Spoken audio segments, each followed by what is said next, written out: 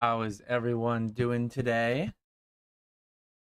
I was a little bit late. I was like 10 seconds late clicking that go live button. It was a busy last few hours. Well, it was a busy day.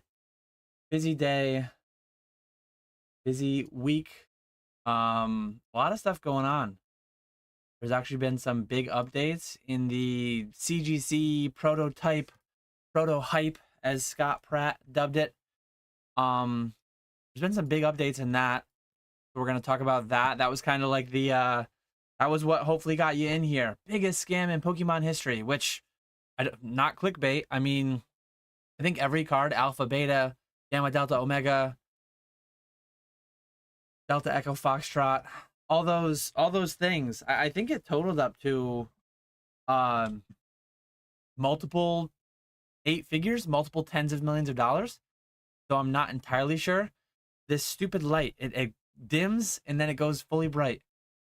But here we go. The biggest scam in Pokemon right now is that there's plenty of Journey Together out there. When I see people selling 70 cases, another guy 15,000 packs, 120 cases makes you think. I mean, I guess when you talk about sheer numbers, whether it's a scam or not, distributors potentially not distributing as they should be. There is that whole MJ Holdings, whatever their username was on Walmart. I think that's been a thing for a long time. It's just like everything else. It's only a problem. People only care when boxes are above MSRP. If that same seller, which I think they did 2-3 years ago, I think they sold like Scarlet Violet base. I think they sold like a lot of the other earlier sets. But we'll outline the night a little bit. I do somewhere. I have a million tabs open. Somewhere I have a tab for my live notes. I try to stay more on topic. I try to keep it more together for these, and let me know in chat. I don't think it works that well because I'm still all over the place in these, but it helps a little bit, I think. So yeah, topics are CGC prototype scandal. Last weekend, I was in Connecticut. I went to PK's. We broke a Fossil First Edition box. We sold a lot of goodies.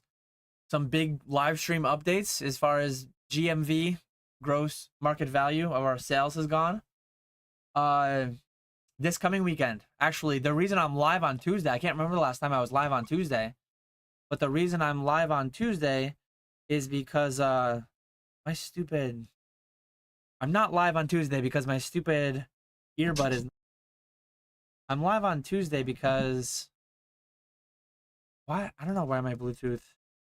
I'm live on Tuesday because Thursday I'm going to Fort Lauderdale. I'm going at like 6 a.m. I kind of want a little bit of music, so I'm not just listening to myself talk. I like hearing a little bit of music or something. Is this the right ear? This is. Connected to something. I think my Bluetooth is messed up on this computer.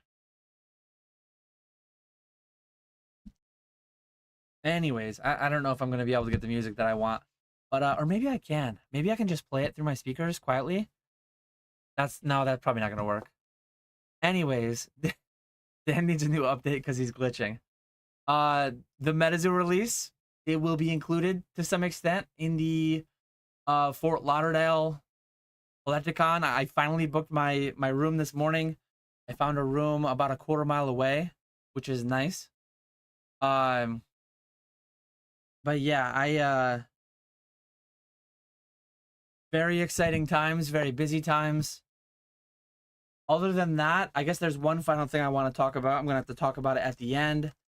After this, I do have, normally I don't have a fixed end time for these. Tonight I do have a fixed end time. I have to end at 10:45, 10:50 Eastern, because at 11 p.m. tonight, shout out to the Pokenomics Patreon. Let me link that. If anyone wants to go into overtime, there is a paywall up around it. It is not free. Some people really don't like that. But I will be doing a presentation on reseller taxes. A year ago, late March is the time frame. I actually have 4 consults lined up next week already. Maybe more to come. 4 consults lined up next week with respect to something related to taxes, something related to reseller taxes, 1099s, W2s, 401ks, things of that nature. So I'm not going to get deep into that here tonight, but I will talk about that a little bit. And then I'm going to end my live at 10:45 or 10:50, and then 11 p.m. Eastern, I'm going to hop into the Pokenomics thing. So that's there. How's it going, Allison Silverland? Nice to see you here. Let's see who's hanging out. As always, feel free to ask your questions. I will take them as I go. Before I take questions, now that we've been here for a little bit over 5 minutes, appreciate you, Java, gifting 5 memberships. Hopefully the, I don't think the lawnmower sound's coming through. I don't know why that broke. It might be related. Actually, I'm hearing that here now. So this is connected. What's going on? I don't know what's going on. I'm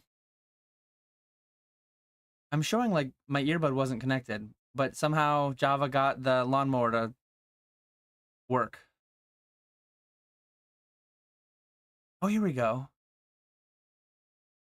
There's my headset. Okay, I think this isn't for you guys. This is for me, but I think my sound should come through now. Pardon me if you hear 90s country music for a second. I'll try to grab it before I get demonetized. It doesn't look like you hear it, but I hear it. So we're good. We're good. Now I got my 90s country music. Now I can go. So now that we've been going for 5 minutes, leave your questions. I'll take your questions later. I'll be relatively quick. Let me pull up the E4. Not really article. I guess it's kind of an article investigation, whatever you want to call it. But on E4, oh, I hope my desk camera's not on because my desk is a mess. Let me cover that when I switch over. But yeah, I see as of yesterday. Let me cover my camera just in case it shows my messy desk. Here. Okay, good. My messy desk is not showing. We're safe. I'm going to go to here. So yeah, people are getting refunded. I'm not gonna go through the whole thing. There's like 2,000 posts here. I will quickly leave a link in the chat if you want to go check it out yourself. But we see choose you too saying refund approved. We say yeah, full refund approved. Refund approved. Oh, that's another one. Full refund, I guess, elaborated. There's so that must have been the first one. They must have been the first one. And then there's more people though. Shatterpoint purchase through all, full refund approved. They're coming through. They're coming through.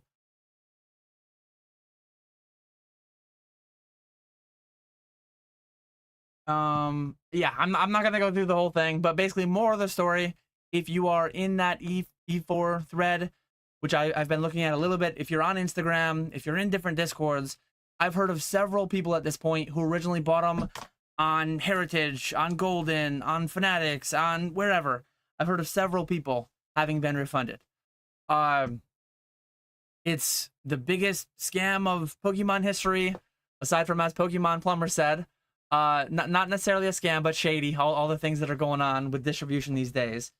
But this was an 8-figure scam. Hopefully someday we see a mugshot, whether it's Akabane, whether it's Akabane's middleman, whether it's whoever it is, whoever did the naughty things. Hopefully they go to jail. People really loved victory lapping on CGC when this thing was discovered. People were like, oh, that company's crap. They suck. Go away. Well, they made a mistake. In a perfect world, CGC would not have ever authenticated, would not have ever encapsulated them. They did, though. They did. And what's the next best thing that can happen? Appreciate you, Stevie TCG, gifting a membership. Once it's happened, it's like we can't go back in time. We can't put the genie back in the bottle. We can't put the I don't know what thing I'm looking for there, but we can't undo what was done. They authenticated things that were inauthentic. Next best thing, once that's done, once we live in this universe that we're in, the most you can ask for is, it looks like it's saying people gifted memberships that received the memberships. Appreciate you, Ray, Shining Cards and Collectibles.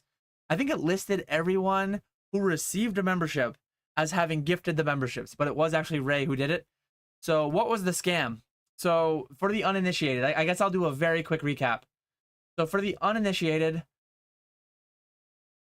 let me scroll all the way back. I'm going to scroll all the way back on this E4 thread, just for anyone who's not as deep into this thing as we are.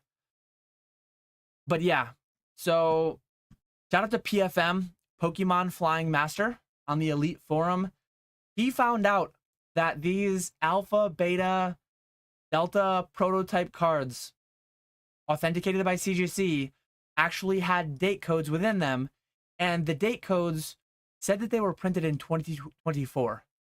Prototype cards that were allegedly printed in 1995 had printer metadata embedded within them that led to, hey, this was actually printed on June 29th, 2024. So that's what PFM did way back like hundreds of years ago on January 26th of 2025, actually less than 2 months ago. And this is something I said in Discord. Under 2 months, not from CGC learning about it, from somebody posting their findings, nice scientific investigation, sharing all their work, peer-reviewed study in the coming days, weeks, and months. But less than 2 months from when this was announced, less than 2 months from when this was theorized, when this was starting to be discussed, people are getting fully refunded. To me, not even to me. I was going to say, to me, that's fast. Objectively, that's fast. They shouldn't have made the boo-boo that they made, but they made the boo-boo. They put the Band-Aid on. They're fixing it now. People are healing from it. Some people still won't be satisfied, and you don't have to give CGC your business. And by no means, this is not a sponsored video. I don't really care about CGC any more than I care about PSA or BGS. They're a tool my business uses to transact easier, to make more money as a business, all that stuff. And I think it's better for the hobby. A lot of people were rooting for their downfall, I think. A lot of people get really weird with their tribalism around their favorite 3-letter grading card company, and I don't understand it. I think it would have been very bad for the hobby for CGC to just scam everyone and not honor their authenticity guarantee. And what we're finding now, people being paid, very few of these were actually authentic. Maybe there's still more to come. It's not like this is over. Many more people are due a refund. Many more people haven't even sent in their cards yet because they were worried about what was going to happen. But very, very good things are happening in that we're getting closure. We're getting, CGC is actually deeming some of these cards inauthentic, and they're refunding. They made the mistake. The best thing you can do once you make the mistake is to make up for it. The worst thing you can do when you make a mistake is lie and say, no, we didn't. We actually looked at the cards, and despite the printer dot code saying that they were printed in 2024, they were actually printed in 1996. We're confident. Trust us. They didn't try doing that. It's a good thing they didn't try doing that. They would have had little to nothing to stand on. But I've seen other, I'm not going to turn this into that, but I've seen other XYZ grading card companies have nothing to stand on and just outright lie to people's faces and say, that actually is the grade that we deemed it, and we're not going to pay you any money. So shut up and go away. I've seen that happen. That's happened in our space with some of our favorite 3-letter acronyms. But that's everything. Like I just wanted a quick, it's going to be a relatively quick live stream. As far as my live streams go tonight, it can only go till 10:50, as I mentioned. Got to be under 2 hours. But that was one thing I wanted to cover. I wanted to cover, like, hey guys, I ranted and I rambled about this 2 months ago on a live stream. We've got some loose ends tied up, and let's cover that. And then that's everything. So if you have any questions, feel free to leave them. Maybe people will have questions or commentary around that. Maybe we'll talk about that for a little while. But I'm going to check the comments, and if anything else comes up, I will talk about it. And if not, I personally was unaffected. I consigned 0 of those cards. I bought 0 of those cards. I actually bid on some of them, but I didn't win any of the bids. So yeah, I will continue from there. So CGCB, like, we had no idea, guys. We're sorry. We're legitimate though. I mean, sounds like a little bit of tribalism going on. Sounds like somebody who's big mad at CGC, doesn't like him for whatever reason. And it's fair and it's fine to not like CGC. I don't care. Like, I am not affiliated with any of them. I don't care about any of them other than the effect they have on the hobby. I think them existing and doing right by their customers is good for the hobby. So I care about them to that extent. I care about them to the extent that they make me money. But they were lied to. They were victims of, allegedly, blah, blah, blah. I don't want to get sued. Allegedly, they were victims of Akabane and or the representatives of Akabane. I don't know how it all went. Hopefully someday FBI, CIA, whoever will be on the case and we will see somebody go to jail. We will see that mugshot. We will get full closure. A year from now, 5 years from now, if that ever happens, I'll probably talk about it in a live stream. But CGC were victims in this. CGC, I mean, unless, and I haven't heard this, if proof is found that anyone at CGC, if any collectors in the Pokemon space, if anyone Akabane or otherwise involved with Akabane, if anyone is guilty, if anyone knew this was going on and pulled this fraud, deceit, lies, cheating, theft, if anyone is discovered to have done that, I hope they are brought to justice. I hope they go to jail. I hope they're sued to nothingness. But I mean, they're a legitimate company with a legitimate financial guarantee that they're honoring right now. They're going to be paying out multiple 8 figures. What more can you ask? You can ask them to not have graded them originally. I agree. It would have been better of them to not grade them originally. But what more can you ask in the current universe we live in, where they did grade them, where they were ignorant, whatever they were to grade them ultimately, they're making it right by making people financially whole. That's the most you can do. They have the policy for a reason, and it comes up, and they follow through on it. So that's all you can really do. It would be cool if we got like a Netflix special about it. It would be cool if we saw all the history, find a bunch of text messages, emails, find a bunch of like video footage of people printing these off somewhere at some 7-Eleven or whatever, some print shop. There's a lot to be answered. There's a lot of questions still about what's going on, but I think the biggest question to the industry, what love them or hate them, CGC is one of the big 3. PSA, CGC, BGS, in that order when it comes to Pokemon. As far as the industry needing to know, like as far as the individual collectors financially, as far as the industry, CGC has done the best thing they can do, starting refunding people. Some amount of these might be found to be deemed real too. Maybe more of them than we realize are real. I think there's a handful of them, a very small handful of them, that were deemed to be real, at least likely real, by the dot codes in that whole E4 investigation. So really, really cool story. I think really interesting. Would be cool if we get a Netflix original and find out more about it. One thing you'll find though, if or when 2, 5, 10 years from now Netflix makes a story, you'll find that like when you watch those like Netflix documentaries about something that you know nothing about, they seem very impressive, and you're like, ooh, all these fancy words, all these things. If you're deep into the Pokemon space, if you're deep down this rabbit hole, if you read that whole E4 thread, when you watch the Netflix special, you'll be like, they just said this, but that's not true. I was actually there. I was involved in this. I followed along. That's just outright wrong. You'll find that a lot of these documentaries have like really big gaps, really big holes. They don't explain things properly, but it would be fun. It would definitely be fun if it were to happen. If this becomes a Netflix documentary, who gets cast as Dan couldn't play his own role. His acting skills are lackluster. By the time it comes out, it'll probably all be AI. So they'll just like download my entire YouTube backlog and then they'll AI me into that role.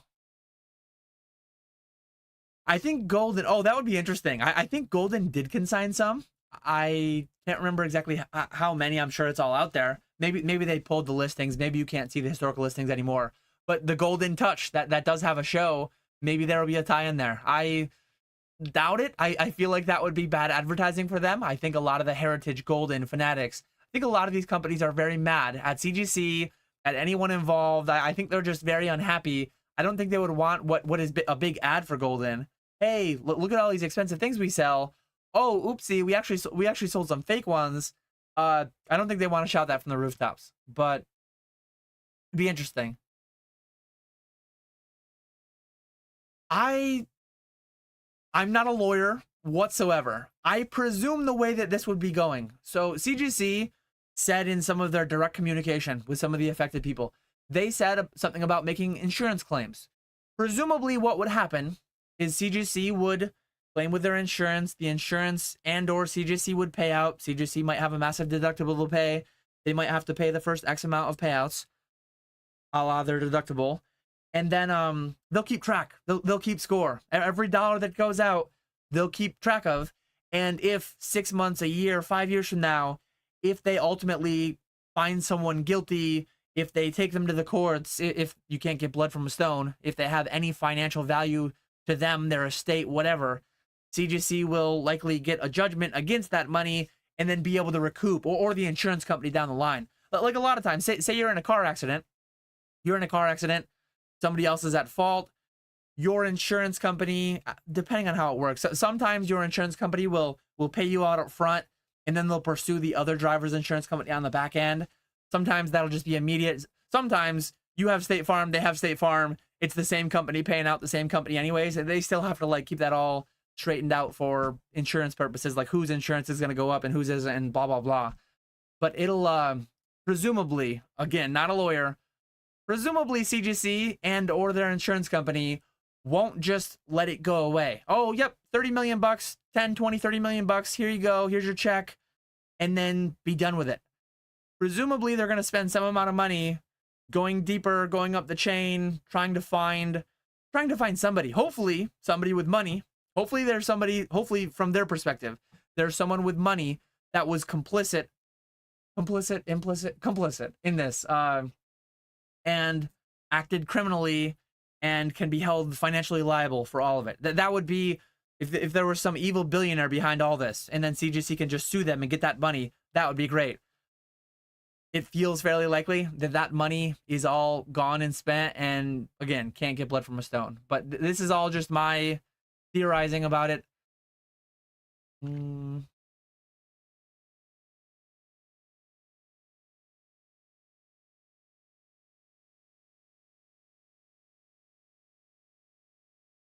Obi-Wan Kenobi says, I personally think this is a hobby that will constantly fluctuate, and to say any of us know what will happen is crazy. But with that said, your opinion, Dan, is so appreciated, and thank you for these.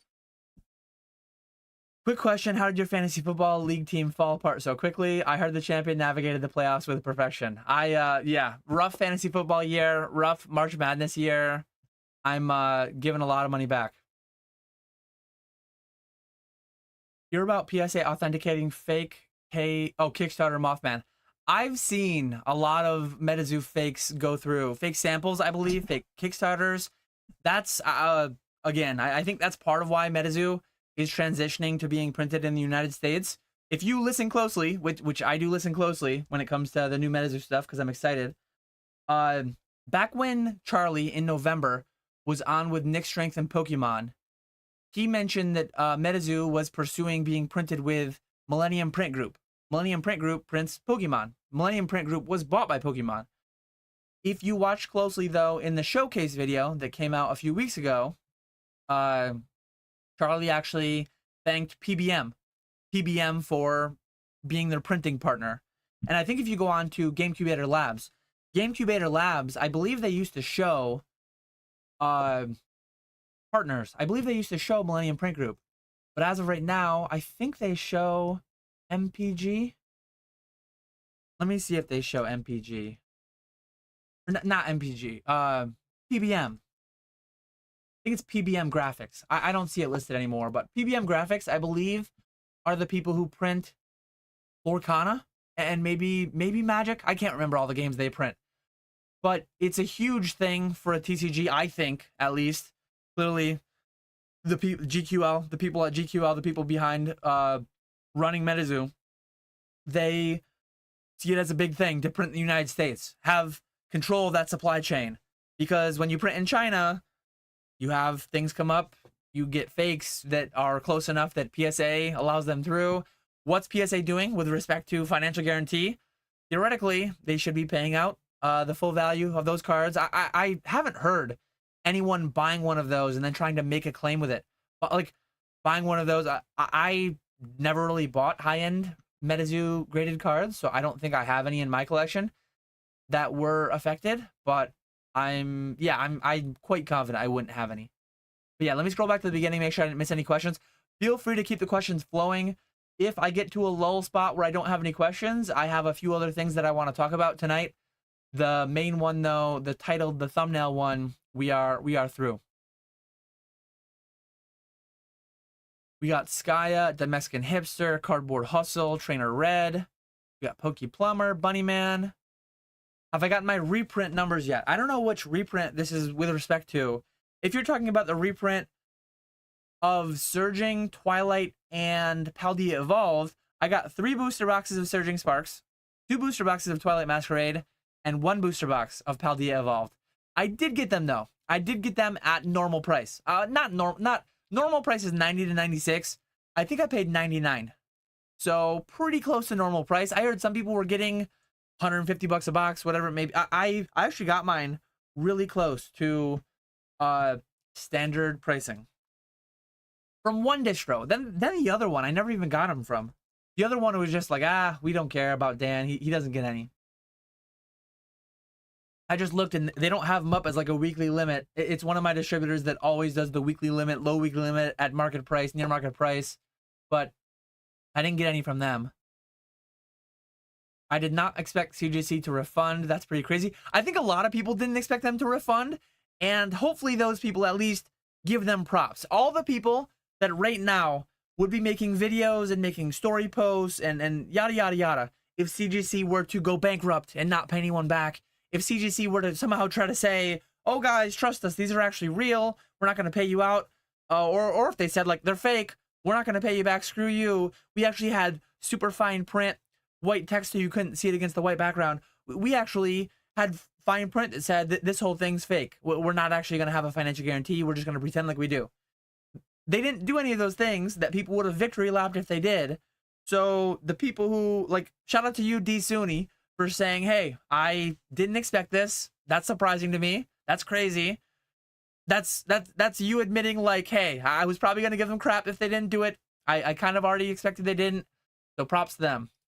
Epoch Coda says, how was the box break? Box break went really well. We did a Fossil First Edition booster box. We sold unweighed packs. We weighed them after the auction was complete and paid for. And then we opened the heavies. And we shipped the lights. We ended up hitting the 12 expected hollows.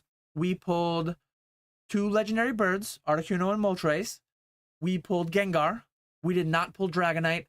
We pulled, I think there were 3 different duplicates that we pulled. If I remember correctly, we pulled 2 Kabutops, 2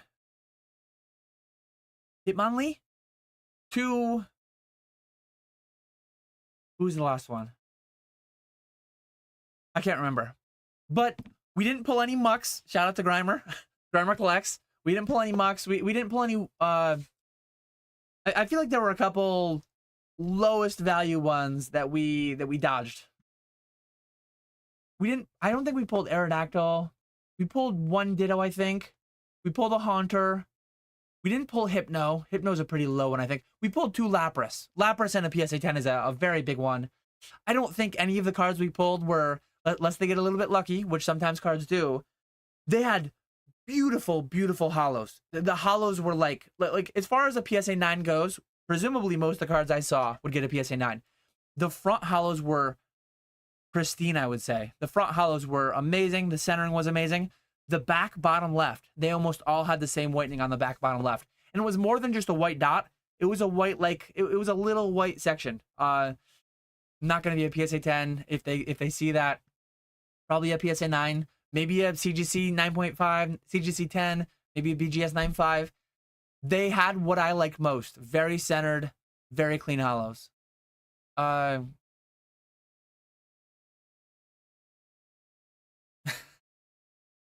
Dan, is it true you owe me $40? Can you comment? Is this the largest scam in history you are talking about? It is not true. Kai sent me a DM on Instagram. He says, if you read this comment, which clearly I did read it because I'm telling you what it said, that if you read this, you legally owe me $40. I'm still consulting with my attorneys, consulting with my lawyers, making sure that that contract doesn't hold legal weight. And once I find out, I'm going to counter him and try to get him for $40 once I verify that he has no legal standing with his DM. But it remains to be seen. I'm not a lawyer.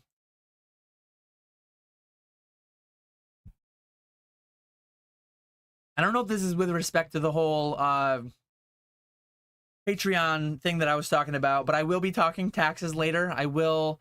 And right here, Obi-Wan Kenobi says, man, I truly wish I could afford to be on the Patreon. You and Jake are such great influences in this amazing hobby. I appreciate that very much.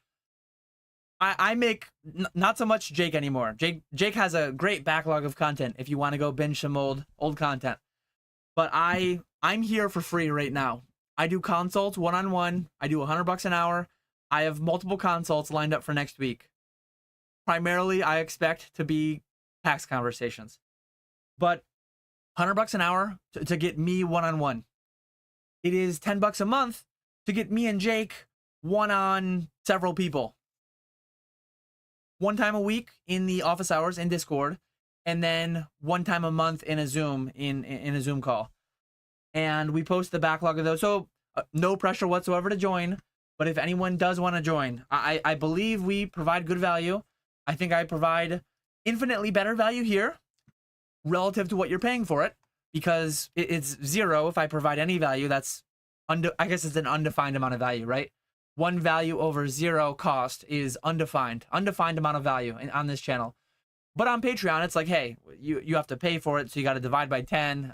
It's defined as something. It's less value. But I think it's good value, and if not, pay $10, check out the whole backlog, watch a bunch of the last videos, and if it doesn't pan out, like, cancel, and it's only $10. $10, that's the cost of that's barely, like, that's less than the cost of a lunch these days. It's hard to eat a lunch for $10 anymore. Thanks for stopping in, Adriza Cards. Have a good night, everyone. We'll watch this back later this week. Hope you're doing well as well. Hope you're doing well as well. Pokemon Phenom. I hope people do jail time with respect to the whole prototype scam, for sure. I don't know. So I'm not affected. I'm not going to be getting a check or anything. I don't know if, presumably whoever sent the package in had to give some kind of contact information to CGC. Like, hey, this is my card. This is the one that I want to see if it's fake or real. And presumably you had to give your email. You had to give your phone number, your something. I think they're going to reach out, and whether it's CGC cutting a check or doing an ACH, or whether it's CGC's insurance company cutting a check or doing an ACH. I think that'll be the method that it happens, but I'm not involved. That's just me speculating. I don't think like if you bought from Fanatics Heritage Golden, as far as I understand, they were like, hey, CGC's going to handle this. CGC did handle it. Some people were like, the evening that PFM made the post on E4, or a day or two later, people were like, rabble, rabble, rabble, pitchforks, torches, where's our refunds, where's our money? Half the people asking where the refunds, where their money were, they don't even have a card, they weren't even affected. Half the people with pitchforks and torches weren't even affected. It's just the peanut gallery, the noise, the drama. And in my opinion, more so an objective fact. The fact that people are getting refunds within 2 months, that was fast. That was very fast. Objectively. What more could you expect? What more could you ask for? Aside from them not grading them at the start. I agree. They should not have graded them entirely. Oh God. Oh no, my chat's gonna jump. I can feel it. What's it doing? Point on the Quaxley where you got scammed. The Quaxley's hiding. You can these Quaxleys. He got scammed right on the beak. CGC scammed him right on the beak.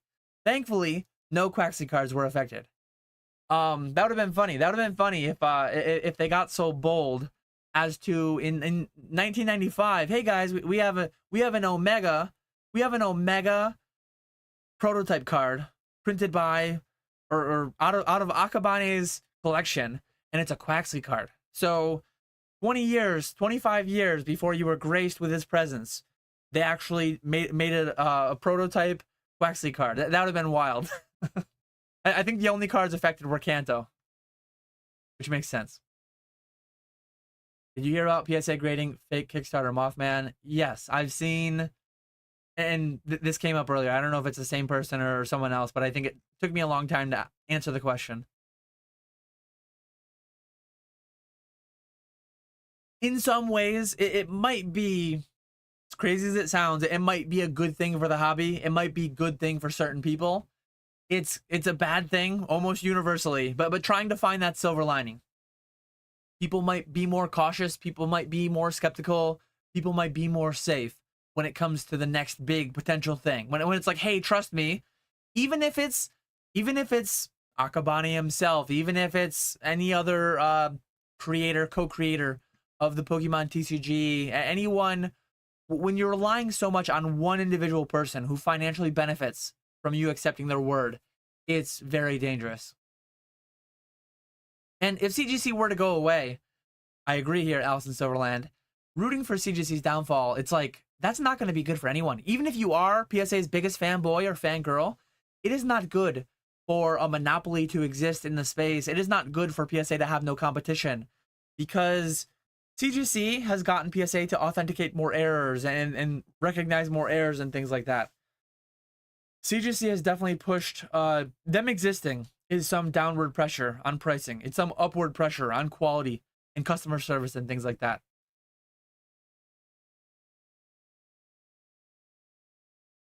CGC was very naughty. Yes, I agree. They need to be punished. And they are being punished to the tune of $10 to $30 million. Very little punishment goes on in this hobby. Shout out to James and Cam, Z&G Emporium, back in the day when they had that awesome Never Punished podcast. CGC is getting punished right now. That's very punished. Let me pull up Pokemetrics quickly. I mean, say it's 10 million. I think it's more than $10 million, but say it's $10 million. I'm going to pull up on Pokemetrics right now how many Pokemon cards CGC graded in the past year. So CGC has graded, this is PSA. CGC has graded 7 million cards in total. 7 million Pokemon cards in total. They grade, depending on who you are, CGC grades for anywhere between, they go low, depending on who you are. I won't say as low as they theoretically might go. But say it's 10. Say it's $10 a card. They've graded 7.3 million cards, and sure, there are some at higher service levels. Some people pay more than 10. But say they're getting, they gross 70 million in grading fees. They don't profit that. They have people that they pay salaries to. They have equipment they buy. They have land that they lease or they buy, and they build buildings and stuff. They have expenses. Do they make $3 a card, $2 a card, $5 a card? I don't know. But if they only made $2 a card profit, I think they make more than that, but maybe not. That's $14 million that they've made in net profit on grading throughout the past few years. That's entirely wiped out. That's entirely wiped out with one set of a few thousand cards. They've graded millions of cards. Some people got really butthurt about them saying like only 0.03% of cards were affected by this. 0.03% of cards were affected by this, and it wiped out 100% of the profit they ever made in a few years, which that's speculation. That's me theorizing, but that's wild. That is so wild. Was the juice worth the squeeze? I would say absolutely not.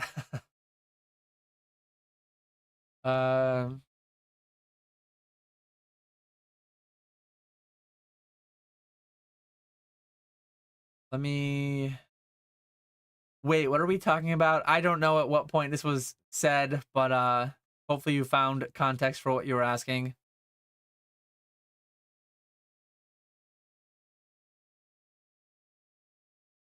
PokeChef is within 20 minutes of Millennium Print Group. Chef mapped out how to dumpster dive already. Oh, man. They eat at my job. I tried to get me and Java in there. 0% chance ever. Yeah, they're like Fort Knox. Actually, I saw Pokey X Baller must live near there. I saw a story of his today. I know last week I shouted out and pointed out a story of his from last week. And he posted a story of like the outside of Millennium Print Group saying this is Pokemon's Fort Knox. Rice cooker just broke. Should I jump? I've tried making rice many times without a rice cooker. It's never come out right. That is one. I'm not a huge person on like kitchen contraptions that only do one thing, but a rice cooker is one that I have to have because I can't make it otherwise.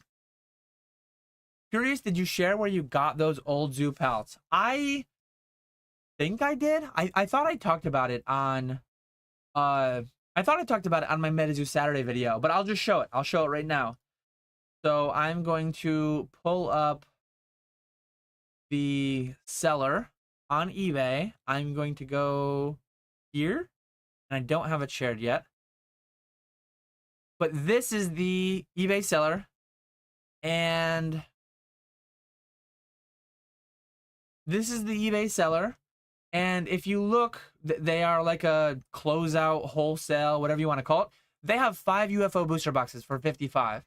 So I messaged them. I said, hey, I don't want 5. I want 500 or more. And if you look at their other items, if you look at, I don't even know how to navigate eBay anymore. I barely, let me, just so I don't show any of my information, let me try and find their sold listings. Which sometimes I have a hard time. I don't know why I have a hard time navigating eBay sometimes these days.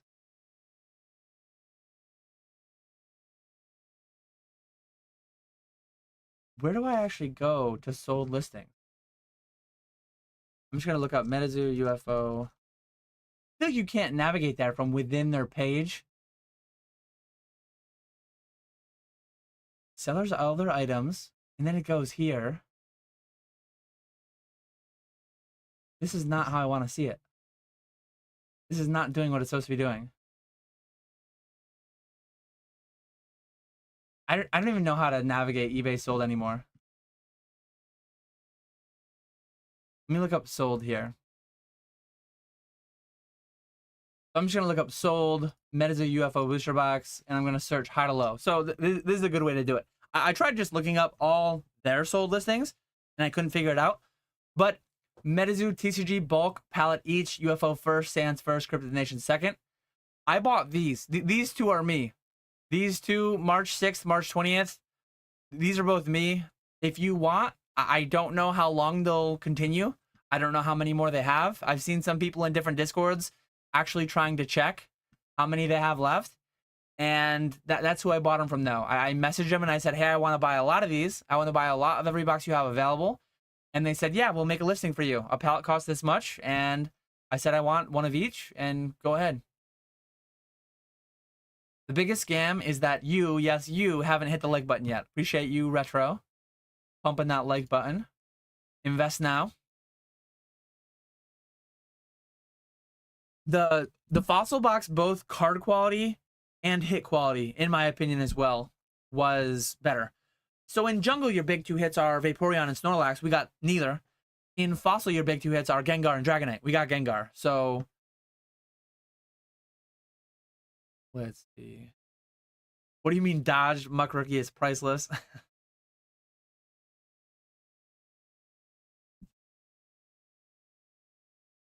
What do you think of the new record sale of Rocket's Mewtwo EX PSA 10 Team Rocket Returns for 8,100? I don't know when. I don't know if 8,100 is it. But at some point, many of these cards will go too far. Just like they did in 2020, just like they did in 2021, a lot of things will get too high, they'll fly too close to the sun, and they'll come down from there. Will Rocket's Mewtwo double again before it halves? Before it drops 30%, and then it'll still be higher than 8,100? I have no clue. I sold that card a year or two ago, a couple years ago, for like $2,000. It's crazy what these cards are doing. We're booming. At some point, though, $1,000 EV, $8,000, $9,000 PSA 9, unlimited Charizard. We just do this over and over. The same things happen. But hopefully, like last time, whenever it crashes, the new norm will be a higher low. It'll be a higher floor is the wrong word because it could theoretically go down from there. But hopefully, whenever this bubble boom calms down, hopefully it's a soft landing. Hopefully we don't completely pop crash. And hopefully that card has a new higher regular price than the former 2,000, than whatever it was in the past. But I don't speculate or invest really in slabs at all. Let's see.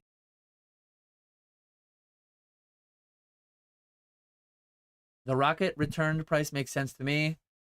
I don't know. I feel like things are getting a little bit frothy, but I just don't play in that arena. I consign, I sell high-end graded cards. I could see realities where that Mewtwo, like relative to certain things, if I could have a PSA 10 Mario Pikachu, or if I could have that, or if I could have a case of Evolving Skies, or if I could have X amount of boxes of Surging Sparks. If you look at the hobby and you just say, like, if I could have $8,100 worth of this, and it's one card, or it's 2/3 of that card, or it's a 10th of that card, I don't think it's the most overvalued thing ever. I don't think it's the most undervalued thing ever. There's certain things I would pick over it. I would pick not Surging Sparks, not Journey Together at 200, 250 a box. But I would pick most Scarlet Violet era sets. Very easy answer. I would pick my Journey Together allocation at 90, 250 a box. $8,100 worth of that over the Rockets Mewtwo. Kind of cheating because it's under half of market price. But I actually just bought that. Just landed today. Forwarded it to PK and Ponga for this weekend. So everything is about making your own value determinations and place your bets and then find out what happens. Like, just wait and see. That's my strategy. Most people, I think most people would be better served, myself included. I don't have enough capital to tie up $8,100 in one singular card that I'm going to put on a shelf behind me or wherever. I think I outperform that. You give me $8,100 compared to putting that Rockets Mewtwo on a shelf. I think in the coming months, weeks, months, years, decades, I think I turn $8,100 into a lot more. But if you get to where you're a multi-millionaire, multi-deca-millionaire, and you don't have the time to handle all your money and to turn all your money, at some point people scale. Hopefully, that's the idea. The hope is to scale to a point where you have so much money. Warren Buffett, look at the historic cash pile that Warren Buffett's sitting on. He is the example of that. He has tens of billions of dollars in cash because he just can't. There's not enough deals for him to have anymore. He can 50x his money in a year probably if he's only got $100 to start, or $1,000 or $100,000 to start. But when you have hundreds of billions of dollars, it's an entirely different game. So me personally, I'm too broke to have that card. Might go up, might go down.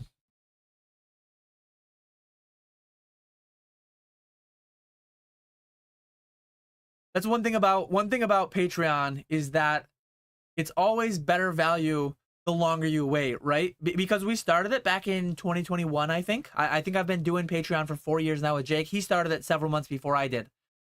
But the longer you wait, you get the entire backlog.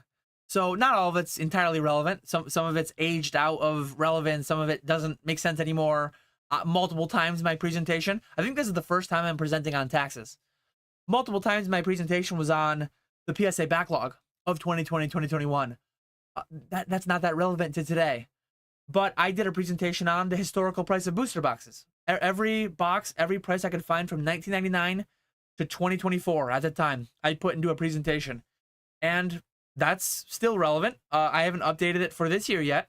I haven't grabbed new data points for this year. But everything from 1999 to 2024 is still accurate and relevant, and it's hard to find anywhere. So there's a lot of value there. Every month, there's more value than there was the month before. But Jake and I don't push it heavily. I talk about it here and there, and it's there if people want it, and it's still there if you don't want it, but you don't have to buy it. Do you think if tag fixes their durability issue, will they take any of the market share? I think that whole thing was just crazy to me. I think it was like super overblown. I don't like CGC. When CGC came out, CGC had some batches of cases that were falling apart to the touch, falling apart after being shipped in the mail. They were barely sonically welded. I think Tag's biggest issue with respect to that is they were just like, their messaging. They had random people DMing, that's a feature. Now they're saying, no, it's not a bug, it's a feature. And then they said, oh yeah, we actually changed our way that we sonically weld slabs now to fix the issue. Well, initially you said it wasn't an issue, it was a feature, and now you're saying we fixed the issue by changing the. It's like Tag has a branding, a messaging issue, I think, and I could be wrong, but I think it's been a while since they've been saying quite as much stuff. I think they realize that them so publicly talking to so many people through DMs, through different places, I think they realize that's like not the best way to go about it. I could be wrong there, but I truly think the durability issue was overblown. I think it was an issue, but people had really weird, like strong, and that's just the way people get. People get really, really emotional, really fired up over different things that ultimately may or may not be a huge deal. But Tag didn't help themselves.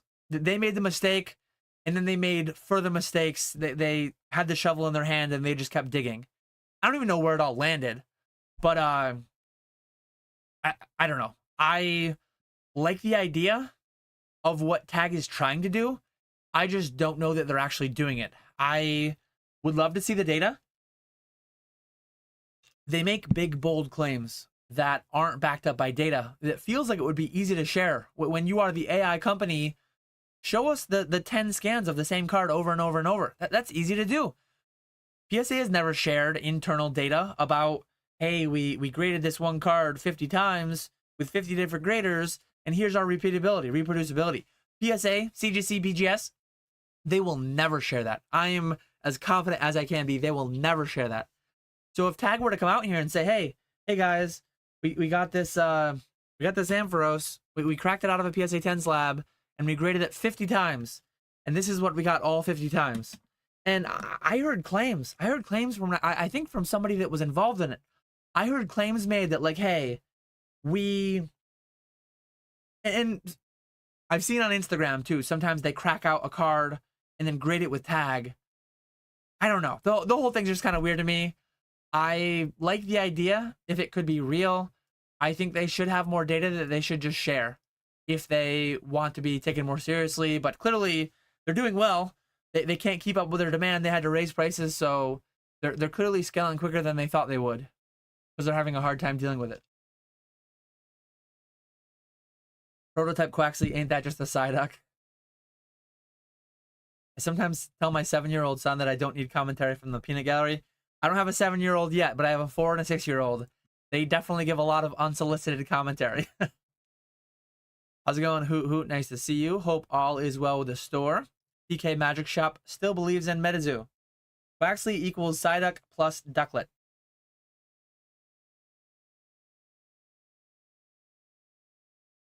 NC2. Oh, CN2. I'm like, what is NC2? Hi, Dan. Just saw they raised the price of CN2. Is this a sign? It used to be $69.99 for the 5. I saw somebody tracking the sales of UFO and Seance and Cryptid Nation 2nd Edition, and I saw the quantities getting fairly low. I told my dad, I'm like,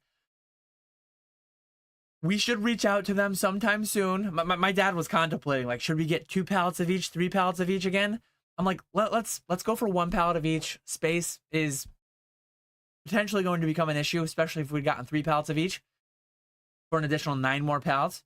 But anyways, I said that there's a risk. If we nibble, if we buy one, if we buy another, and don't just buy it all at once, they might end up raising the prices on us. And I talked with them afterwards.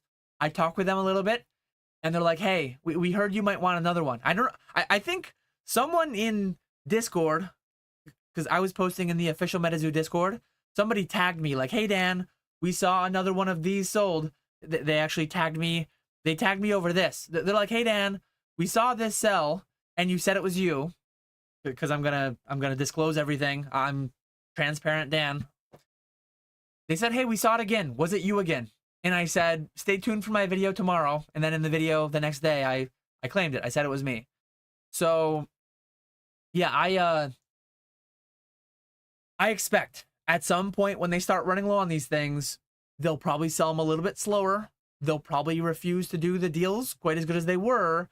And I actually had someone reach out to me in DMs saying like, hey, Dan, if you wanted another one, we can do more UFO, we can do more Seance, but we're going to hold off on CN2 right now.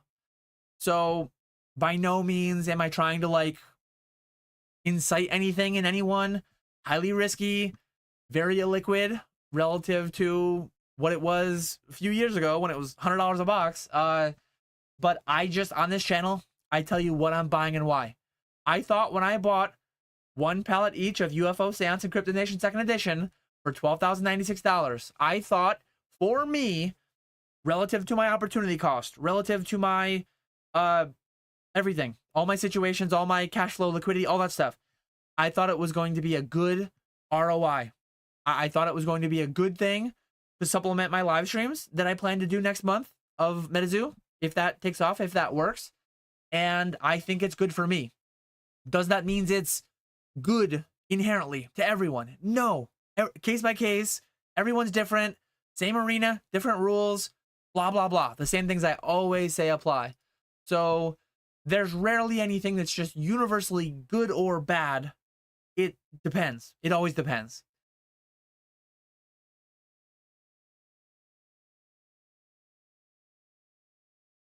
Evan Clear says Metazoo needs a cartoon. People just ain't gonna get into it otherwise. Yeah, I don't know. The original one never had a cartoon and people got into it, right? The original one started with the game, and then they were doing rugs and they were doing pins and they were doing all different kinds of things, and they sold a lot of stuff. Didn't end up working out ultimately. How much of that was lack of a cartoon? How much of that was poor management? I'm asking questions because I don't entirely have the answers. I have my thoughts, I have my theories, and I make my own decisions as I see fit, as everyone should do. How's it going? Go Orange 315. Nice to see you.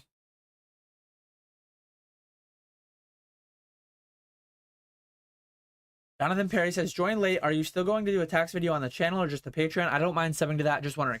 So the way that I'm going to do it, it might be Monday, and it might be a week from Monday, but it has to be either this Monday or the next one, because April 15th is coming very quickly. But I think what I'm going to do, so this tonight at 11 p.m. in 1 hour, I'll be going live in Zoom with Jake and others with the Patreon to deep dive on taxes. I'll probably do so on my channel. If you look back, go to my, after this video is done, go to my channel and look up taxes. You'll find 3 things, I think. 2 years ago, I made a video called eBay reseller taxes. It was like a 20-minute video, and I covered it in one way. And then a year ago, I made reseller taxes how to, and I think I put like the thumbnail was like eBay reseller taxes for dummies. That was an hour-long video. Just earlier today, I listened back to both of those. In between those 2 videos that were posted on consecutive Mondays, a year ago and 2 years ago, I did a live stream. It was called like IRAs and IPAs or something. It had Form 1040 and it had a Sloop Juice Bomb. I actually have it up right over here. I was listening back through part of it, but I couldn't listen through the whole hour. So 3 separate videos. In my backlog, I talked about taxes a fair bit, but people don't really go back very frequently in YouTube. And I talked about certain things in certain ways. I'm trying to do like a fresh spin on it. I'm trying to improve the way that I cover it. So tonight will be a 2-hour thing, deep dive, Patreon, behind the paywall for $10. That, all the other stuff you get. Monday though, it'll either be this Monday or the next Monday. I hope it's going to be this Monday if I have time. I'm going to try to keep it 10 to 20 minutes, an abridged version of what I do tonight in Patreon. So pretty much every topic that I've done in Patreon has been covered to some extent on this channel for free. It's just like, you can only do so many. My channel, if you've been following me, coming up on 4 years now, if you've been following me for a long time, my videos are pretty long. My videos are pretty long-winded, ranty, rambly. They're not really like optimal for the YouTube algorithm, I'll say, to put it lightly. Patreon is worse in some ways, worse or better, depending on your perspective. It's deeper. It's like I put on Patreon what is, it's not even always necessarily that it's like, this is too hot for YouTube. This is too much sauce being spilled. I spill a lot of sauce on this channel, but it's mostly, I just go even deeper, and you get the interactive part of it too. If you hop into the Zoom call, you get to ask questions right there. Not really one-on-one, but instead of being like, there's 115 people watching right now, there might be 5 to 15 people watching tonight, live, engaging in the back and forth live stream, depending on the month, depending, like, it's varied a lot over the years. But It's there if you want it. If not, Monday or the following Monday, there will be an abridged version. And there's a 3-hour live stream, an hour-long video, and a 20-minute long video. So there's 4.5 hours of Dan Tax content in my backlog on this channel for free. So yeah, and I'm not saying this is you, but like, I mean, you even say like, I don't mind subbing to that, just wondering. Some people get really mad about the paywall and this, that, and keeping things exclusive, blah, blah. Like, it is what it is. Like, buy it or don't buy it. You don't have to be here watching me for free either. Sometimes it's worth spending a little bit of extra money to cut through all the extra stuff and just ask more directly. And sometimes it's not. That's fair. Dan, what advice would you give someone that's dealing with analysis paralysis when it comes to selling my sealed collection? I want to boom. Thanks. Measure and gauge your opportunity cost. Everyone's is different. There's no one single like right answer. Like right now, I have an Evolving Skies sealed booster case. Right now, I have X amount of 151 UPC cases. Not every day poring over each item so specifically, but passively in the back of my mind, I roughly have an idea of what's in my bank account. I roughly have an idea of what my inventory is. I roughly have an idea of what expenses are upcoming. So write down on pen and paper, write down in the Google Sheet, like, hey, this is my business bank account. Hey, this is the value of all my stuff on that pallet, on that shelf, in that spare bedroom closet, in the basement, on that shelf. And calculate your opportunity cost. Like if you are someone who your household are carrying 30% debt on a credit card, your opportunity cost is much higher. It is much easier for you to justify selling immediately, taking the gains, taking the proceeds, and then netting a 30% guaranteed gain. Like, yes, Pokemon might go up 50%, might double next year, might do crazy things again from here, but it also might go down. One thing in me today, I have no guaranteed way to effectively make 30% on my money. Not that it's a good situation to be in, but someone with credit card debt, they have a guaranteed return on investment that no one else in the world without debt at that high of a rate can achieve. Like Warren Buffett, me, a lot of people would salivate over the thought of 30% guaranteed returns on their money. And that's like really putting the silver lining around a situation, a theoretical situation. So, and if yours isn't that, well, my highest debt is my student loans at 9%, or it's my mortgage at 7% or 3% or whatever it is. Go through, list your debts, list your liabilities, list your assets, and run the numbers, run the theoretical numbers on what if I consign these with Probstein? What if I reached out to Dan and I sold through his buy list all these loose packs that I have kicking around? And there's always the thing too. You don't have to do all or nothing. Dan, Catch 'em All Collectibles, very firmly, often perched up on this fence in the middle. You don't have to sell it all. You don't have to sell nothing. You can sell half. You can sell a quarter. You can sell 3/4. You can sell any amount you want. And maybe to you, surging feels really scary. Surging is so new and the price is so high. And I really want to sell that. Even though the last reprint was really small, the next potential reprint might be massive.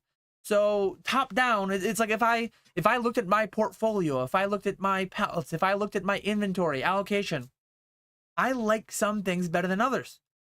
Sell more quickly the things that you don't like, that feel more bubbly, that feel more frothy, that feel more at risk of going down in the short term, medium term. And hold more tightly the things that are harder to replenish. Hold more tightly the things that you think aren't going to get that reprint, that you think are going to trend up over time. And again, if someone like gives me 3 items with 3 price points, I can tell you, one, if I have any of them, and if 2 of the 3 I have none of, and 1 of the 3 I have a lot of, that kind of tells you a lot, because I have the ability to buy almost anything I want, right? The market's out there. You pay 100% of market, you can buy whatever you want. I generally tend to buy at 70 to 85% of market, but there's not much out there that I can't get if I want it at 70 to 85% of market. So yeah, if I'm not holding it, that's kind of telling you that I don't really like it relative to other things that I am holding. The Mewtwo's only pop 84. Yeah, I mean, again, I like it better than a lot of things, but I like a lot of other things better than that too.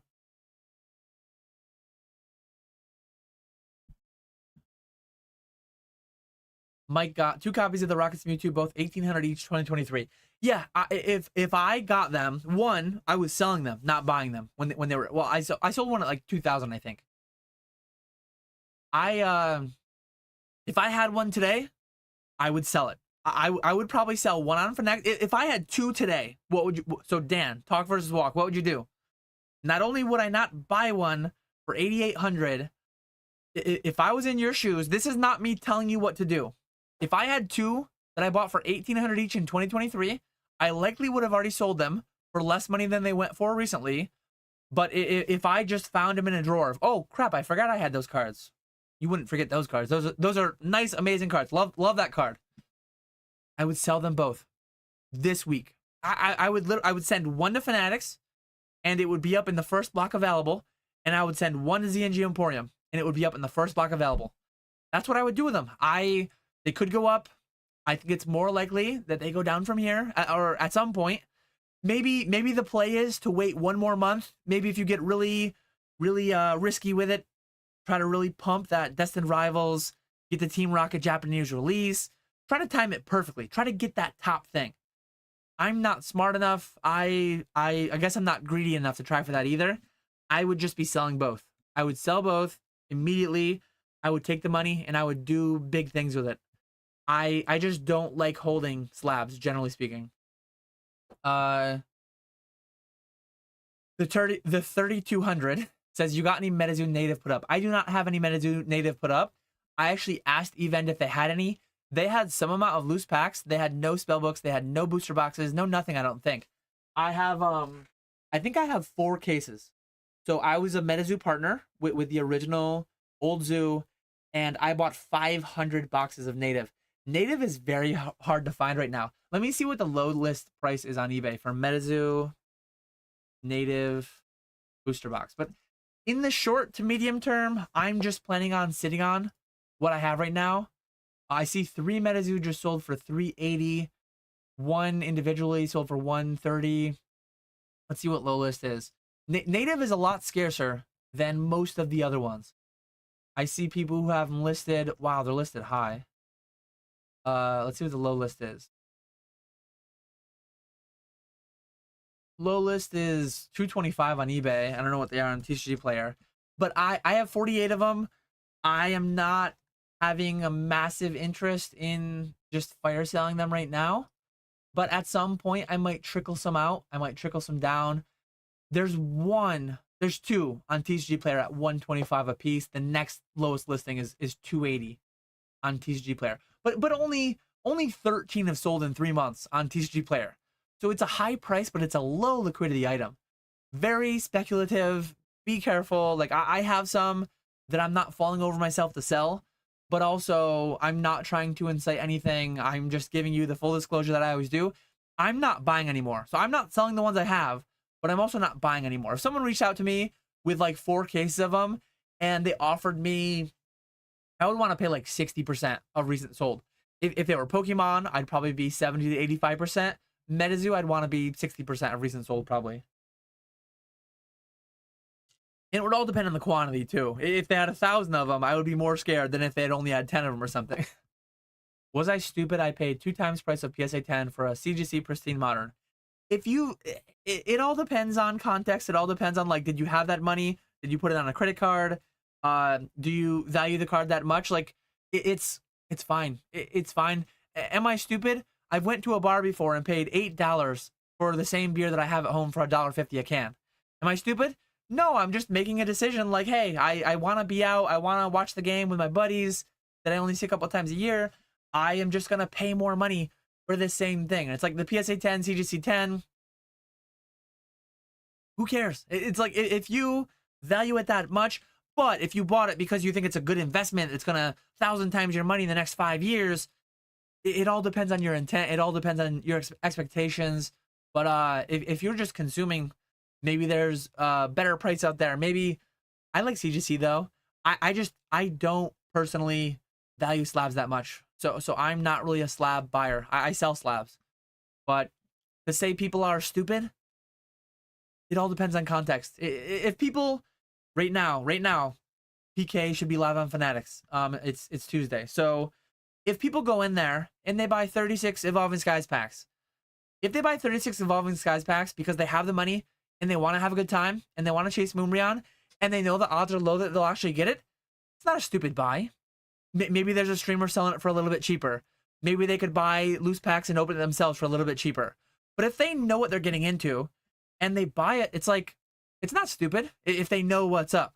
If they go in and they think for some reason, well, we're not telling them this, but if somehow they think this is the only place in the whole market, in the whole world to buy these things, and I heard if you buy 36 packs, you're guaranteed to get a Moonbreon, and then it's guaranteed you're going to get a PSA 10, that's stupid because that's wrong. So it's all about like the context. It's all about what your expectations are. And yeah, I don't know what more to say than that. It's all, in a way, it's all a little bit stupid. We're all a little bit crazy, in my opinion.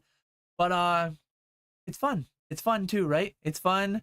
We're allowed to spend money how we want to, and sometimes we do that in slightly crazy ways. And look behind me. I've got, I mean, $40 canvases, and I've got $40 steins, and I've got $10 booster boxes, $5 booster boxes. I've got $30 plushies and $10, $15 plushies, and I've got Pez dispensers. That reminds me, I'm gonna try to catch up with chat quickly. I'm almost caught up with chat, but I do want to touch on the other points that I had. I only have 30 to 40 minutes left in this live stream. Would you be able to make a short showing how you like loose packs to be packaged? Even just a quick clip of ones you receive that you feel are done well for different amounts. 100, 500, 1,000 packs. Yes, that is actually a really good idea, and I have it noted somewhere on a notepad. I'm gonna note it again. So it's probably noted 5 times on different notepads around the office. But short on packing packs. So very briefly is, I don't have any near me, but pack them tightly. If you have empty ETBs, like tons of them, it's like 40 something packs fit in an empty ETB. Pack them in there tight, cram them in there, put the top on, tape the top tight, put the empty ETBs into a big box, and then pack that box tightly. Double boxed is the way. I do them in, if you have an empty ETB case, empty ETB cases fit like 920 packs. Stack them on their side. You can fit 3 rows across, and then you do 2 high, and then at the top, you kind of just slide them across. You have 4 rows down, you have 3 rows across, and then you have 2.5 rows up. So you can fit 920 packs in an empty ETB case.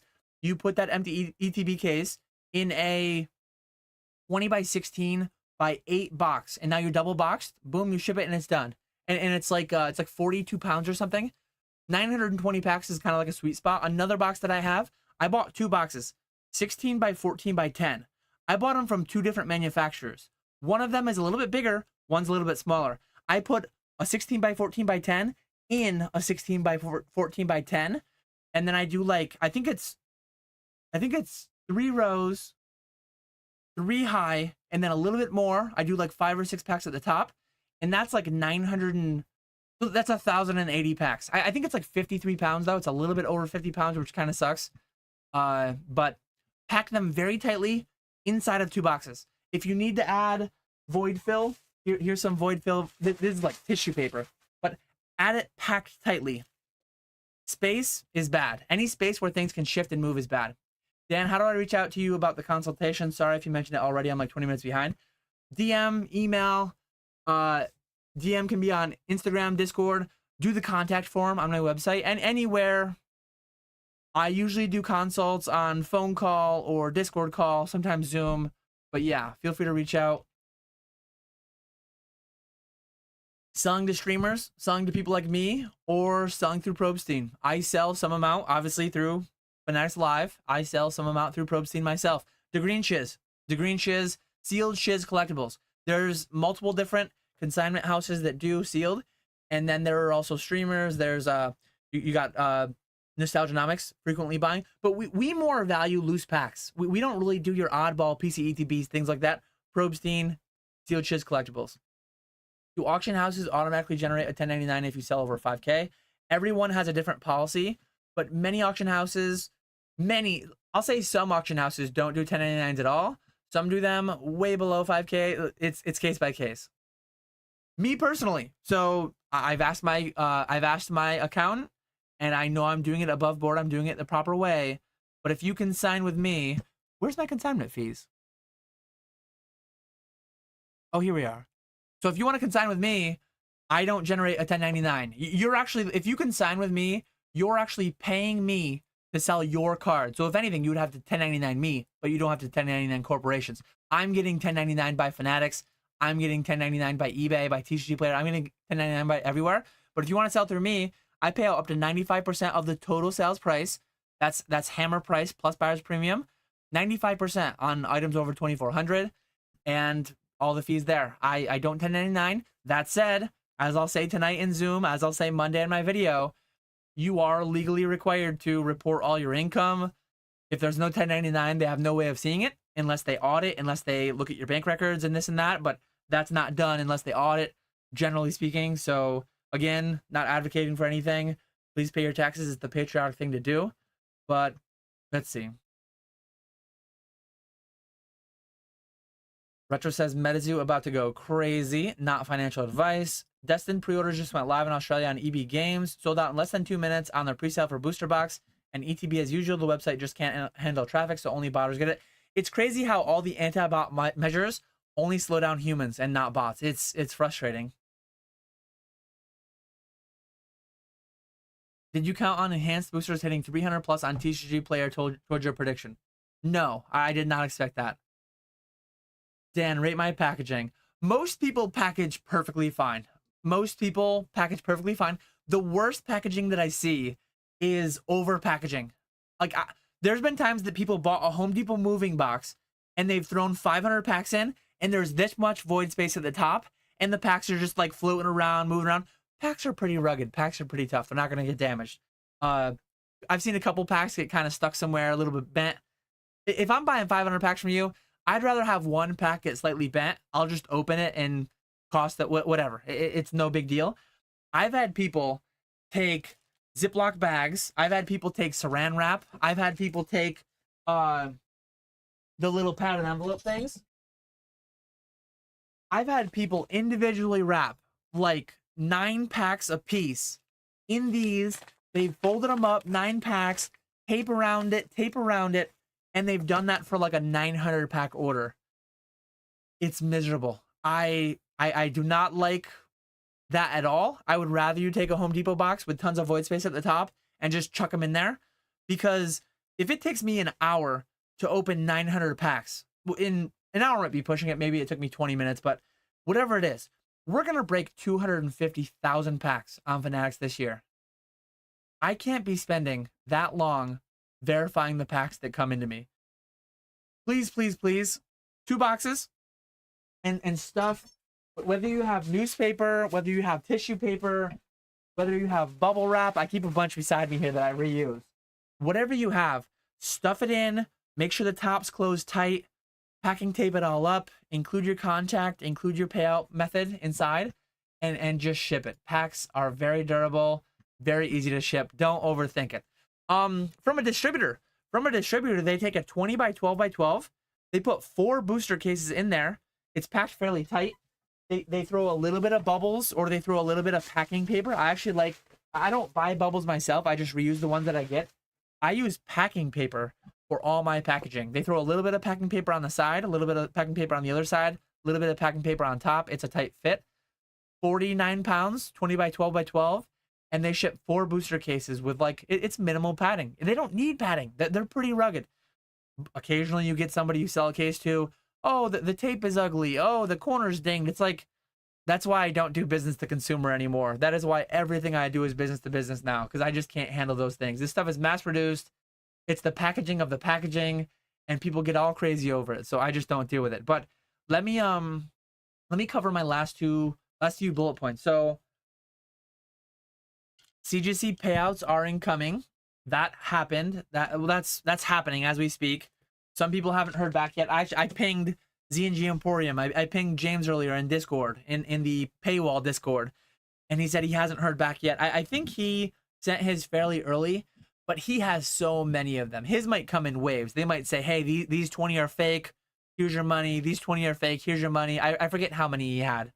But anyways, I covered that one. So last week, I already talked about the fossil box. I already talked about the stream a little bit. The stream went really well. We streamed for 7 hours and we sold over 40 grand. And let me show this one off too. This was a big one. So PK is live right now. PK is live right now. But we our all-time GMV on the channel, we've been going since October 4th. Let me save this. Let me pull it up. We've been going since October 4th. And this is not net profit. This is total gross sales. Out of these gross sales, I have to buy the product. I have to pay the streamers. I have to pay the platform fees. A lot of stuff comes out of this. But it's still a big number. And that's what our number was. So since October 4th, that's as of today. The big stream didn't get us there. But since October 4th, we've done 1 million in GMV all time on Fanatics. Huge number. Really excited. Really happy with how that stuff's been going for the first 6 months. Our chart is like this too. Our chart is like green line, rocket emojis, all that good stuff. Our October was 90. Our November, December, like every subsequent month was bigger than the last. March is at risk of not being quite as high as February, but I think it might get there. It might get there. There's a little bit of a lull usually after a big 40K night, 30, 40, 50K night, but it's going extremely well. And then I wanted to talk about too. So I went to, I'm not going to get too specific on the area, but I went to, I know PK's talked about like pizza. PK's talked about New Haven pizza. He's within some amount of time, he is from New Haven, and we went there. We tried going there my last trip in January, and then we tried going there Saturday night. We tried going there Saturday night. So I came in Friday night to PK's area, and we got a hotel. Me and the family stayed. And then Saturday morning, we went to a science museum. Science museum, kids had a great time. There was a lot of fun, like brain puzzle things. And there was actually a vertical thing. They hung basketballs, and I couldn't hit the 11-foot one. I could hit the 10-6 one. I could hit the 10-foot one. They had things that like test your strength. They had all different kinds of things. A lot of interactive exhibits and things like that. Kids had a blast. My kids, PK's kids got along really well. So was happy with that. And then we were gonna go get pizza, but the lines were pretty long. We went to New Haven on the same street. There's Sally's a Pizza and Frank Pepe's Pizza. And I don't know if I'm saying those things right, but I think I am. Sally's a Pizza and Frank Pepe's Neapolitan or whatever it is pizza. And the lines were long, so we ended up going to get hibachi. My kids have never been. I haven't been to hibachi in a long time, probably 10 years, definitely since before kids, or at least last time I went, it was without them. But we went and got hibachi. They did the thing where they cut the onion and they make it into a volcano. They did the thing with multiple things with fire. Kids were like, "Oh man, this is crazy." Guys like spinning knives around. Kids, they threw the food. Initially, the kids didn't want to try catching it in their mouths, but we talked them into it. They didn't catch it. I didn't catch it, but it was a good time. It was a good time. We had a really good time, aside from the box break, and then the box break was a great time too. It was a great time. It was good business.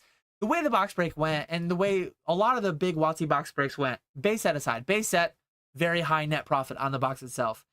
Jungle and Fossil, like, barely over break even, which is fine. To do a big number, to get a lot of things moved through, to let Fanatics see that we're like serious and we move product.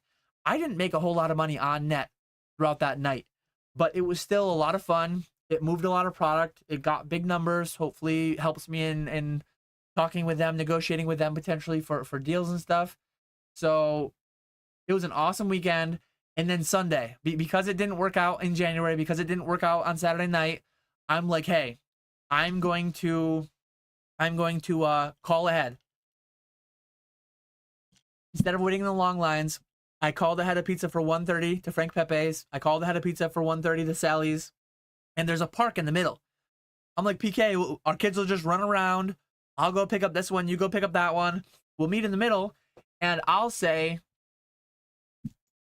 very good pizzas. I think PK was hoping that I was going to say, best pizza I ever had. Changed my life. Very, very good pizzas. Some of the best pizzas I've ever had. But both my wife and I, the place where we grew up, the pizza that we grew up with and nostalgia, all that stuff, all the memories, that's still my favorite. My hometown, the town that I grew up in, that pizza's still my favorite. But these pizzas were up there. I liked Sally's better. My wife liked Frank Pepe's better, but they were both very solid pizzas. I think one of my kids, I think my daughter picked the same as my wife, and then my son picked the same as me. I can't remember, but I think it was kind of a split decision on which one was better, but both very good pizzas. I'm glad I tried them. I'm glad I tried them because they just constantly always have a crazy long line. Call ahead though, eat it in the park in the middle, eat it in the minivan, whatever. I'm not a huge fan of waiting in lines, but it was good pizza, really good pizza. Probably both in the top 5 that I've had. Definitely top 10, probably top 5 for both. But number 1 still being my go-to spot for my childhood. After that, I'm going to do a quick little talk about, we talked about Fort Lauderdale a little bit. So I'm going from Thursday to Sunday. I leave pretty early Sunday, so I'm going to be there experiencing Collecticon Saturday.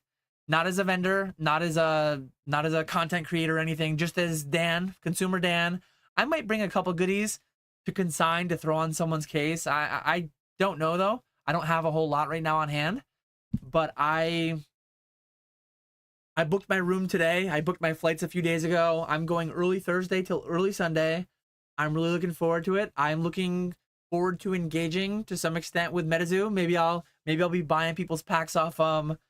Maybe I'll be waiting in the line with a group of people. If you're gonna be hanging out with 6, 8, 10 people anyways, it's like, I'm not a huge fan of lines, but if you're hanging out talking with people you'd be hanging out talking with anyways, and you just happen to be shuffling along in a line, it's not like it's a big deal. But yeah, I'm looking forward to. I have a couple deals prearranged. Nothing crazy. I'm gonna bring some money down. I'm gonna come back with a little bit of product. I have a couple prearranged deals. I actually have a couple consigners. I have a couple consigners, and I have a couple people who sold me packs. If you're listening, you know who you are. I'm gonna be bringing down nothing crazy. Like if I had a consigner that I owed 50 grand, that's got to be an ACH. That's got to be a wire. I can't bring 50 grand cash down. But if I owe you $500, a couple $1,000, I am paying out a couple people cash in person.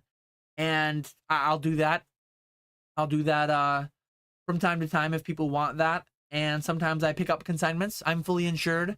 So if I go down, I can't pick up a $10 million consignment. But there's a number, and I would either take it all. If you find me on Friday, we could just go to a USPS, and I could ship it to my Fanatics vault, and it would be fully insured. If you were worried about the process, if you wanted to get my assurance that it was good, or I can provide a prepaid label if it's a high-end consignment anyways. But yeah, I'm really looking forward to the weekend. Collecticons are always fun. It's going to be my first Collecticon of the year, so it's kicking off the circuit for me. The other ones I'm likely to do are New Jersey, Cleveland, and Charlotte. And then I'm probably going to do Card Party West as well. I think that's my full slate, my full lineup of conventions that I'll be doing this year. But yeah, it's exciting times. Very excited for. That means I have one more full work day. I fly out super early from Albany, so I have to drive like longer than I normally drive because there's no direct flight from Syracuse to Fort Lauderdale, but there is from Albany to Fort Lauderdale. So that's where I'm going. So I've been to gyms a couple times. My daughter has had T-ball practice a couple of the past Sundays, and I've gone and I've jumped and I've like hit the rim to see where I'm at. To dunk a basketball reliably, you want to be in here somewhere. You want to be in your upper forearm at worst to get the ball over, right? I can't even pump. Like I used to be out. I don't think my hand's shrinking. Maybe my grip strength is. I don't know what it is, but I feel like I can't palm a ball as well as I could in college. It's strange because it doesn't feel like that should have changed that much. But I can still kind of palm a ball, not amazingly. And I didn't have a ball on hand, though. We were at T-ball practice. There were no basketballs. Plus, kids were running around swinging bats and playing T-ball, so I didn't want to get knocked with that or knock a kid or something. I've been to a gym a couple times with no basketballs present. I feel like I used to hit here, air alert, training, losing 20 pounds. I'm hitting somewhere in my lower palm. I think I'll be able to do it, but I want to gain a couple more inches in vertical. I want to get it more comfortably. I really want to be. Maybe I'll have to talk to Rusty. Maybe I'll have to buy some higher shoes. Maybe I'll have to talk to Rusty about getting those rims down to 9'10" instead of 10'0". Maybe we'll just have to play slam ball, get a trampoline out there. But I'm gonna do my best to make that work. I did almost go too hard though. I did almost injure. Well, I did injure myself. Just thankfully not long lasting. I don't know what numbers these were, but my favorite YouTuber is live. Hi Dan, it's 3:22 a.m. in Denmark. Nice to see you, Mads. Thanks for stopping in. 1 mil profit, holy. I mean, if James would only make content for us, I hear he's doing $500,000 weeks lately. He's on pace for an easy, got to be $20 million in net profit in 2025. So I'm just a humble fisherman trying to not get passed too far by the banker. They're very good for what they are, but always prefer a New Jersey, New York slice. Yeah, I'm from New York, but I'm not from like New York City. I've been in New York City dozens of times in my life, and I couldn't even tell you every pizza place that I've eaten in, nowhere near. But almost every time I'm in New York City, I'm just walking around, whether it's late at night, I always grab a New York slice, and it's probably always been from somewhere different, and it's almost always been really good. I can't remember one from the other. It wasn't like as much of an experience. It wasn't as much of a thing. This thing with New Haven Pizza, you got the Barstool Sports guy, you got Dave Portnoy, and then PK was pumping it up a bunch. I've heard him talk about it on his live streams. He was talking to me about it when I came in January. He was talking about it again here. Appreciate you, Sally Wingles, subscribing. So it was built up pretty big, and I was worried. I was worried it was built up so big. I was gonna be like, oh man, this sucks. It didn't suck, but it was definitely not like, wasn't my favorite pizza ever, but it was up there. It was very solid. And I got a cheese pizza from Sally's. I got a cheese pizza from Frank Pepe's. That's the way to go in my opinion as well. You judge it by the cheese pizza, and then maybe next time I go, I think PK originally was talking about getting like a white clam sauce, some kind of pizza from Sally's. I'm down with that kind of pizza. I'm down with buffalo chicken pizza, all different kinds of pizza, chicken bacon ranch, but the classic plain cheese pizza. That's my, when I try a new pizza place, I want to just get the plain pizza. No, sometimes certain pizza places that aren't amazing. I mean, pizza's pizza. Pizza's very good. Even a mid pizza is like a very good food. But there's certain pizzas that like, I really like their hot sauce, and the pizza's like, I'll just smother the pizza in hot sauce. I don't do that when I'm trying a new pizza place. I want to try just the standard thing, unadulterated. There's actually a new pizza place that opened relatively close to me, closer to where my parents live. I'm excited to try soon because it's actually someone affiliated with the people who own my favorite pizza place. So I'm excited to see how they do it. But yeah, I think that covers everything. One last question I had that actually came in my comments on my last live stream. Someone said, how important is clout when working on brand, selling your own versus selling on consignment? So selling on consignment, nice thing about that, we had Mr. James, Mr. Z&G Emporium here. James has been around a long time.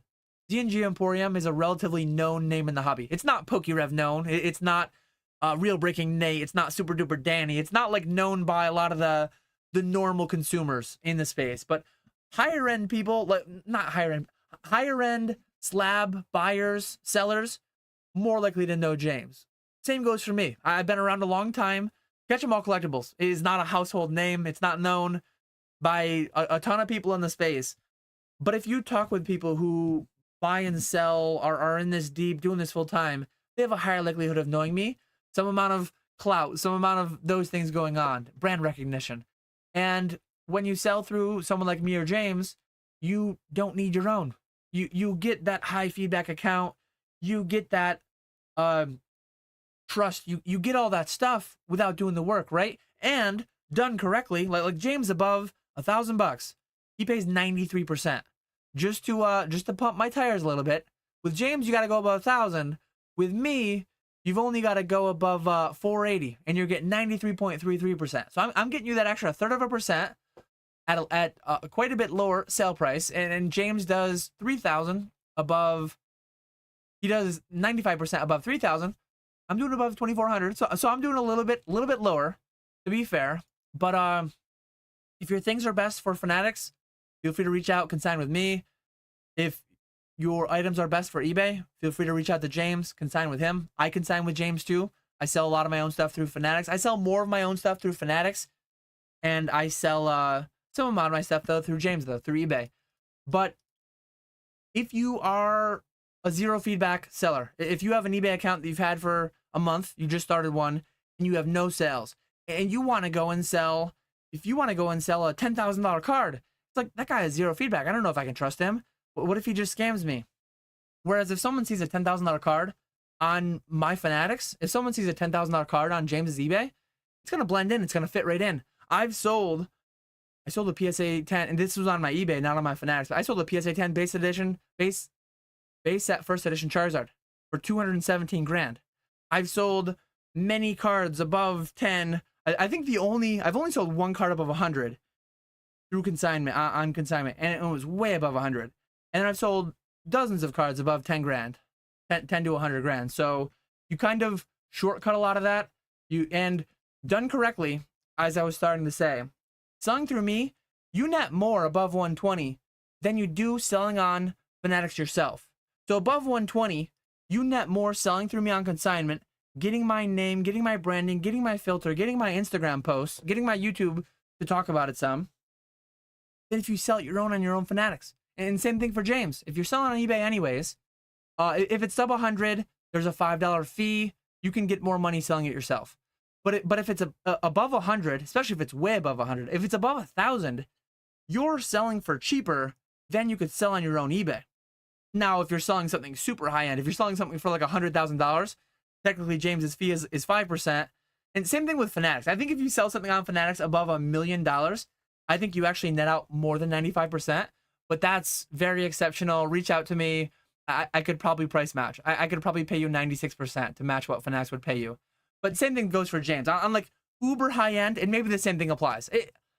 I don't want to get James's inbox flooded. But if you had $1 million card you wanted to sell through his eBay, he might pay out. I have an inkling, and I hope I don't get in trouble with James with this. I have an inkling that he might pay out slightly higher than 95%.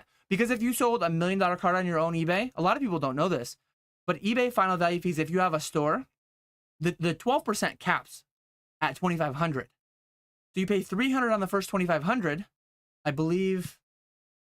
Am I doing the math right? I think I'm doing the math right. 2,500 times 0.12 is 300. Yes. So you pay $300 on the first 2,500, and then you only pay like 2.35% on the additional 97,500. So if you sell a $100,000 item on your eBay, you're only paying like a 2.5-3% fee. And yeah, reach out to James if you have $1 million Pokemon card. Maybe you got a PSA 9 Illustrator. Maybe you got a PSA 10 97 Pika number 1 or whatever. Feel free to reach out to me though too, because I'll do over 95%. we might fight for your business. But anyways, here because the clickbait, you'll have to rewind. I talked about all that at the outset.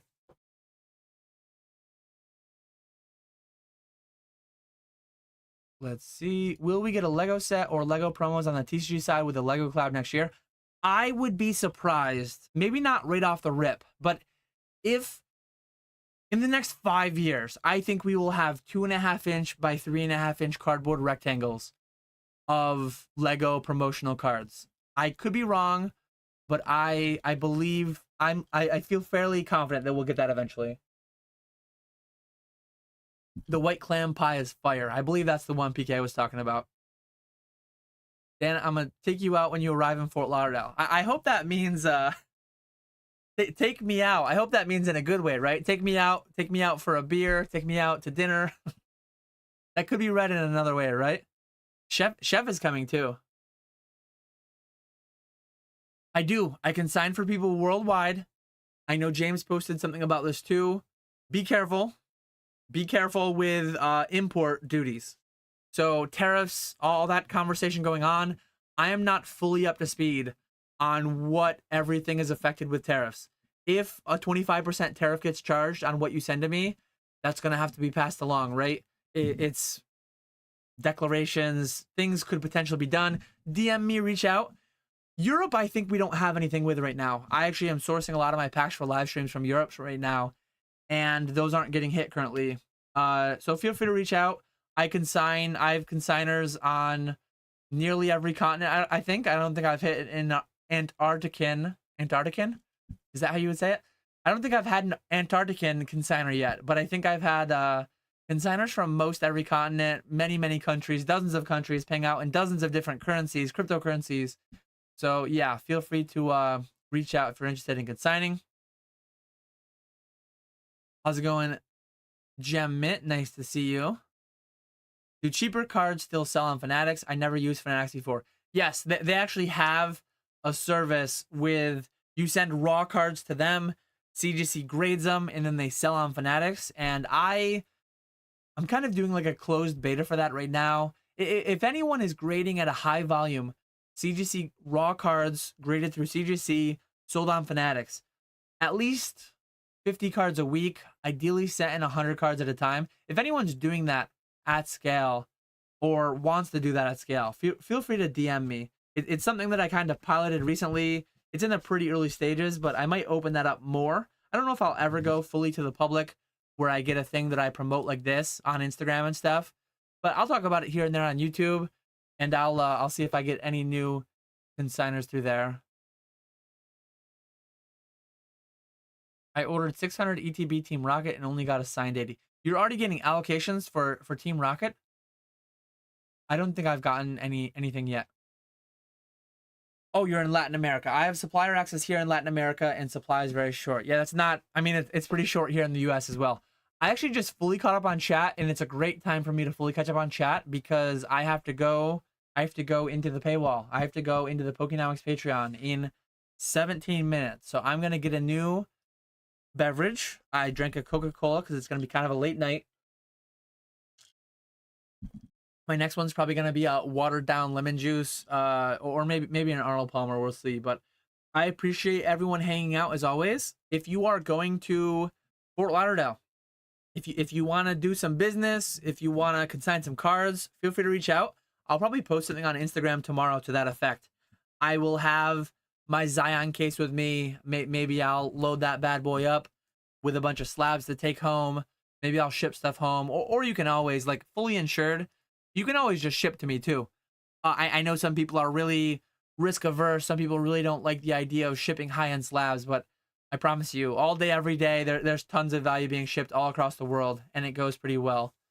How far am I from Cato? Where is Cato?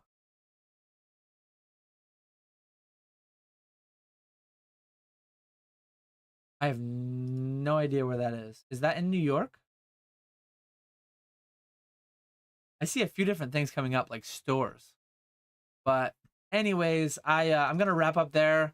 If you're going to be in Fort Lauderdale, I'm only going to be there Saturday, but try to find me. Try to say hi. I'm pretty tall, nearly 6'5", 6'4" 3/4. I'll probably be wearing, I'll probably be sporting a red Metazoo shirt. So I'll be that tall dude with the red Metazoo shirt. So feel free to reach out. Feel free to say hi. Yeah, I appreciate everyone hanging out. Appreciate everyone watching. I will catch you all later.